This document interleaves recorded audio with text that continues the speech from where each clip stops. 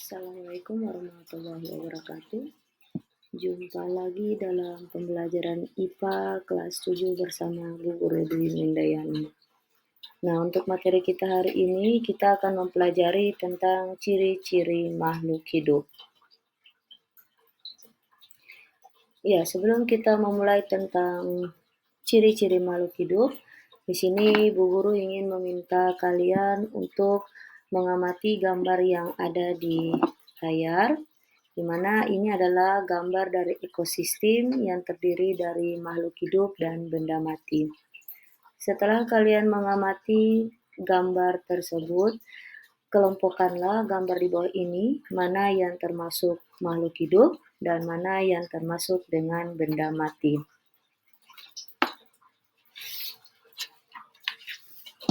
Ya, untuk ciri-ciri makhluk hidup di sini terdiri dari bernapas, ekskresi, butuh energi, peka terhadap rangsangan, tersusun dari sel, bergerak, tumbuh dan berkembang biak.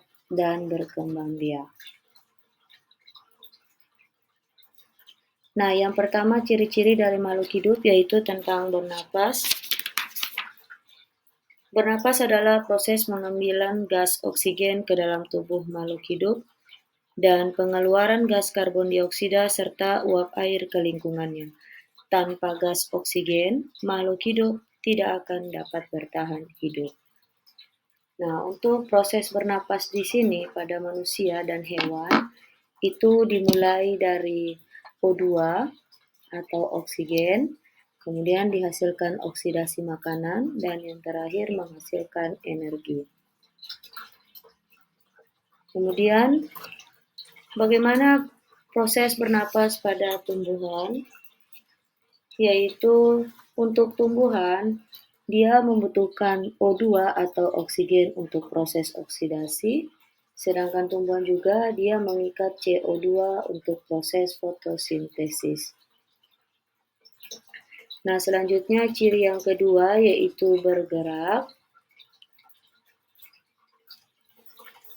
Gerakan makhluk hidup yang mudah kita amati adalah gerak pada manusia dan hewan. Nah, bergerak ini merupakan perpindahan posisi pada seluruh atau sebagian tubuh makhluk hidup.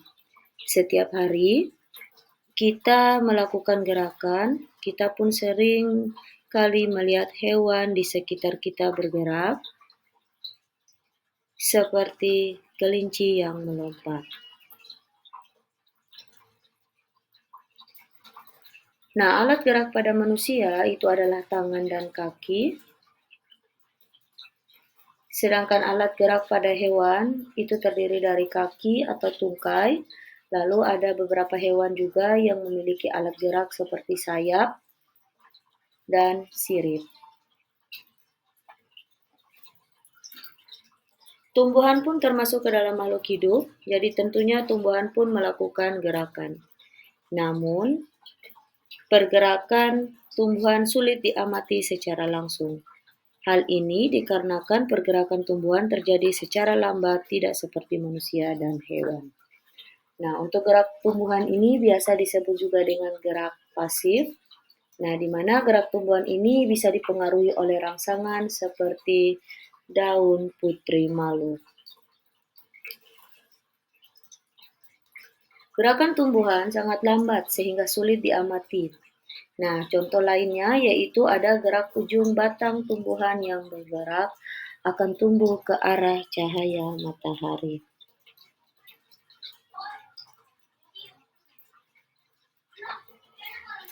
Selanjutnya untuk ciri yang ketiga yaitu tentang tumbuh dan berkembang. Salah satu ciri makhluk hidup lainnya yaitu tumbuh dan berkembang. Tumbuh dan berkembang merupakan dua proses yang berjalan beriringan.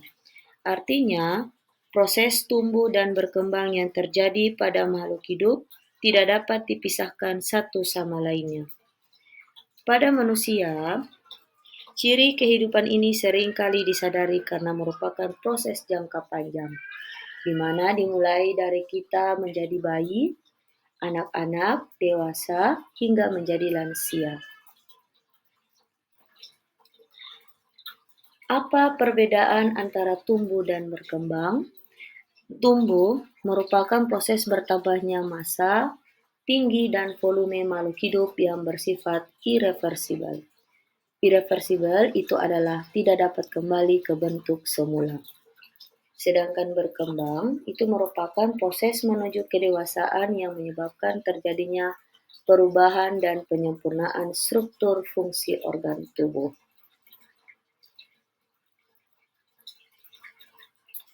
Nah, adapun lainnya tumbuh dan berkembang pada hewan, contohnya di sini ada siklus hidup ayam yang dimulai dari telur, embrio, embrio menetas, anak ayam hingga menjadi ayam dewasa. Nah, sedangkan pada pertumbuhan tanaman itu bisa berasal dari biji hingga menjadi tumbuhan dewasa. Berkembang biak. Makhluk hidup berkembang biak untuk melestarikan jenisnya agar tidak punah. Makhluk hidup mempunyai beragam cara dalam berkembang biak. Perkembangbiakan pada makhluk hidup dapat dilakukan dengan dua cara, yaitu cara vegetatif atau aseksual dan cara generatif secara seksual. Nah, contoh perkembangbiakan cara generatif atau seksual itu adalah melahirkan atau biasa disebut dengan vivipar seperti hewan mamalia. Sedangkan contoh perkembangbiakan cara generatif atau seksual adalah bertelur atau biasa disebut dengan ovipar. Contoh perkembangbiakan cara generatif atau seksual adalah bertelur. Yang ketiga yaitu tentang ovipar seperti hewan reptil. Nah, selain dari hewan-hewan lainnya, ada juga contoh perkembangbiakan secara bertelur. Contoh lainnya yaitu amfibi dan pisces. Nah, selain cara berkembangbiakan bertelur dan beranak, hewan juga memiliki cara perkembangbiakan yaitu bertelur dan beranak atau biasa disebut dengan ovovivipar yang terjadi pada sebagian reptil seperti ular. Selanjutnya kita akan pelajari tentang perkembangbiakan cara vegetatif atau aseksual, contohnya yaitu pada amuba dan bakteri. Nah, untuk perkembangbiakan pada tumbuhan itu terdiri dari vegetatif dan generatif, di mana ada perkembangbiakan secara vegetatif alami, yaitu melalui umbi, tunas, dan lain-lain. Perkembangbiakan tumbuhan juga ada secara vegetatif, buatan, dan vegetatif alami. Nah, selanjutnya perkembangbiakan tumbuhan secara generatif, yaitu di sini ada contoh ilustrasi, yaitu dimulai dari pertumbuhan biji menjadi tanaman.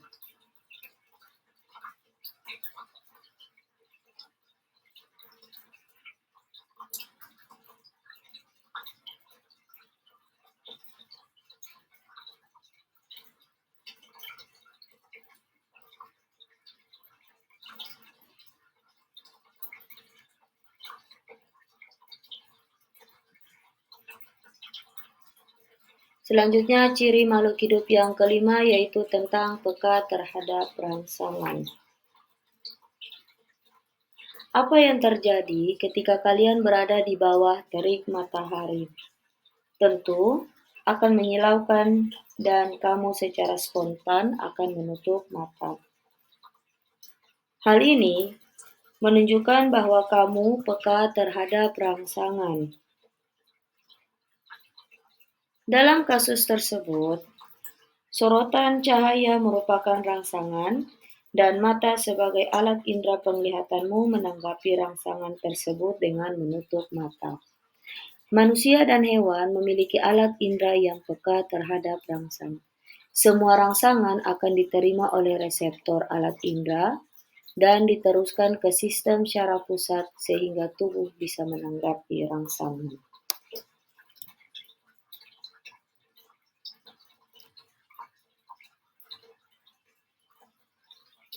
Hewan dan tumbuhan juga memiliki kemampuan peka terhadap rangsangan. Contohnya pada tumbuhan, yaitu mekarnya bunga pukul 4 pada sore hari karena ada rangsangan pada cahaya. Nah, rangsangan yang terjadi pada tumbuhan ini disebarkan melalui cairan tubuh tumbuhan. Kemudian yang keenam yaitu membutuhkan energi atau biasa juga disebut dengan memerlukan nutrisi. Makhluk hidup membutuhkan energi untuk melakukan aktivitas hidupnya.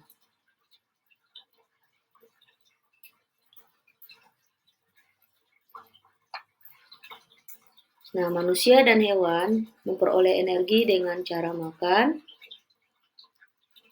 karena manusia dan hewan ini merupakan organisme heterotrof, yaitu makhluk hidup yang memperoleh makanan dari makhluk hidup lainnya. Jadi, manusia dan hewan memperoleh kebutuhan makanannya dengan mengonsumsi hewan lain dan juga tumbuhan.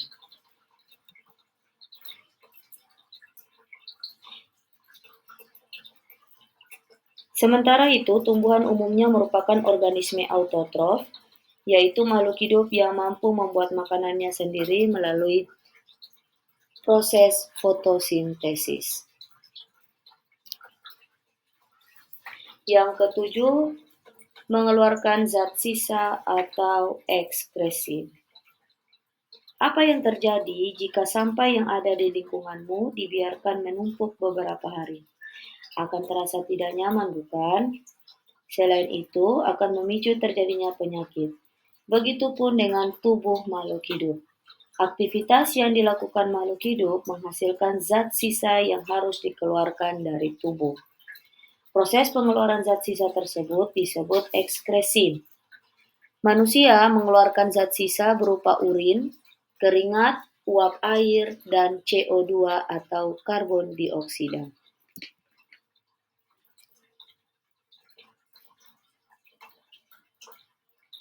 Nah, untuk tumbuhan, dia juga bisa mengeluarkan zat sisa atau ekskresi berupa CO2 atau sisa hasil respirasi sel.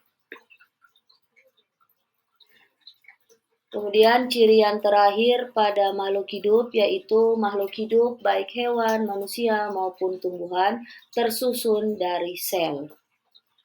Nah, untuk sel terdiri dari 2 sel yaitu ada uniseluler dan multiseluler. Uniseluler itu adalah tersusun dari 1 sel, contohnya amoeba, paramecium, dan lain-lain. Sedangkan multiseluler itu adalah tersusun dari banyak sel, seperti manusia, yaitu tersusun dari sel darah, sel jantung, sel otot, dan sel-sel lainnya. Apakah virus termasuk makhluk hidup? Tentu tidak, karena virus tidak tersusun dari makhluk hidup. Tubuh virus hanya tersusun dari protein sel yang di dalamnya terdapat DNA atau RNA. Ya, terima kasih untuk materi kita hari ini. Sebelum kita menutupi materi hari ini, silakan kalian menjawab soal evaluasi yang sudah tertera di layar. Demikian, wassalamualaikum warahmatullahi wabarakatuh.